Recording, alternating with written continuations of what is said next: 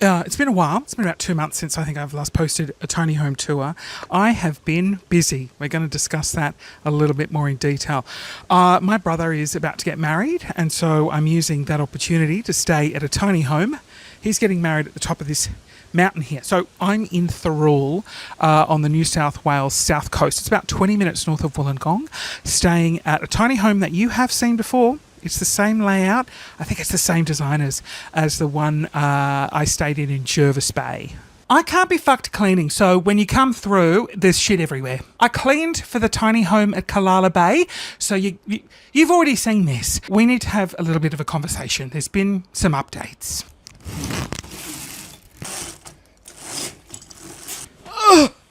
Okay, what's news? How are we? You good? Take a seat. So where are we at on this tiny home journey? I've taken a little brief hiatus. Over Christmas, I stayed at Glenafar at a tiny home there, and I really haven't put much energy or thought into what my 5-year plan has been because someone went a little bit viral.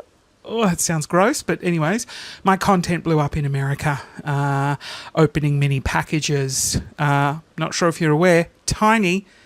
These are things that I like. So I've been dealing with a lot of gorgeous human beings sending me miniature items. 600, I think I've got 700 packages that have been sent to me, and I've opened 10% of those. So that's what I've been focusing on. I haven't really had time to leave the house, and I've been stressed. All right, I see your comments. How are you going to live in a tiny home? You love having things. You love buying things. You like things. And I say to you, you're not the boss of me. How fucking rude. I need to make it clear. I'm not moving into a tiny home and selling my apartment. No, my apartment is basically, here's the plan. It's like 6 months on, 6 months off. 6 months in inner city Brisbane. Oh, chaos, stress, fun, chaos, cafes, fun. And then 6 months in the tiny home. I found a parcel of land on the Sunshine Coast in the hinterland, up in the mountains, which is ultimately where I think I want to build my dream tiny home. And I went and saw a mortgage broker, and the mortgage broker said to me that the bank would likely be able to lend me $2 million. I laughed and said, well, how the fuck am I going to afford repayments on that? Panicked, didn't put an offer in on the land. The land was $800,000. My budget currently, in the way my financial status is 600 grand for land at most, 200,000 for tiny home. So $800,000 is where I'm comfortable at getting myself into debt. Now that's impossible. That's not happening. It just doesn't exist. That dream doesn't exist. I didn't put the offer in, and it really made me think I really need to stick to my 5-year plan. I can't just buy land and have it sit there dormant while I decide what I'm going to build. Do I want a prefab tiny home on wheels that I just wheel in, or do I actually want to build some sort of like tiny cabin? A previous video I did where I stayed at the Wolgan Valley in this like custom built, bespoke, fucking gorgeous home. That's what I want. As much as I love this home that I'm in now, I want something that's uniquely mine with like a little bit of Christian flair to it. The other thing I'm thinking about, if you can't tell, this is the tour. So you're just seeing the room. You've already seen this before. Go and watch the video at Kalala Bay to get a real sense of this home. But I forgot what I was going to say. Over on my main pages, Christian Hull, if you will, I have been collecting and receiving these little miniature items from around the world. Now, some of them are incredibly sentimental, beautiful, stunning pieces, and I'm building the mini museum.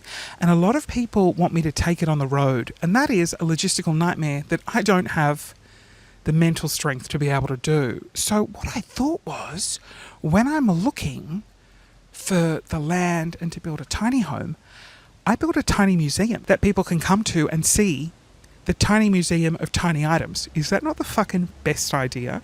So obviously that's going to double the budget. I'm going to need twice the budget. So good luck. But the 5-year goal is I am saving you know what would help? What you don't have to. Sharing these videos, subscribing to the page, consuming my content, I generate ad revenue. Your time is so precious and valuable, and people pay for it, and then I get a little chunk of that. So if you're here and you're watching this video, thank you. It's unmonetized at this moment, but hopefully down the track I can earn some money to put toward building the mini museum. I don't want to charge entry. Anyway, this is another video for another time. Ugh. I think what I'm trying to say is there's a lot going on. There's a lot happening in the life of Christian Hull, and the tiny home dream is still top priority-ish. Well, no, it is. It is, because I'm constantly looking for land. I'm constantly looking at tiny homes to stay in. Oh my God, the ones that are like permanent. They're like not on wheels. They're more cabins. They call them cabins. And they're just designed for the space that they're in. They're stunning. And that's what I want. And I want it to be my like art studio. So I go there and I'm able to just get out of the chaos of Brisbane and like make things and have the museum going so you can come and visit and I can meet you and I can do things.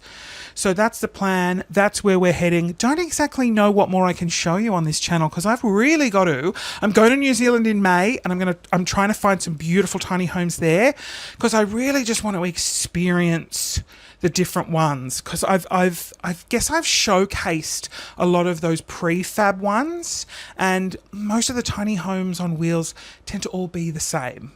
They're all designed pretty efficiently, pretty perfectly, and there's not too much of a point of difference. So I think it's uninteresting for me to just keep showing you through the same home in a different location. Beautiful yard, beautiful paved area here, and I'm fucking loving it. I get into this tiny home and immediately I just feel so creative.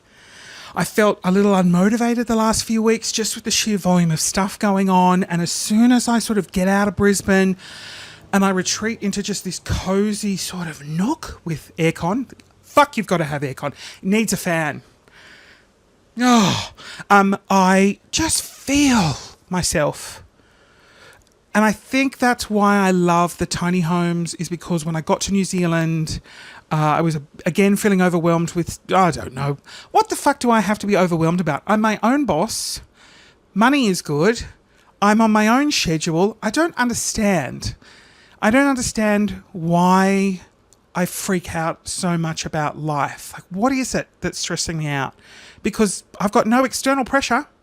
It's just all pressure I'm putting on myself. But I get to a space like this, and immediately I'm like, I want to draw, I want to paint, I want to make pottery, I want to do stained glass, I want to do those really artistic things. Less on the tech side, less on the videos and the video editing, and more on the like collecting things to weave or to do. That's why I just really want to fucking get in this tiny home. I want to get that land. I want to save my money, get that land, and then we can start building. And then when I start building, that's when I think I can do that sort of like grand design style episode. God, I can't wait. Oh God, it's going to happen soon. Anyways, that's the tiny home tour in Thirroul. It's really not. It's good. It's a bit too small for me, obviously, to live. Perfect size for a little getaway, though.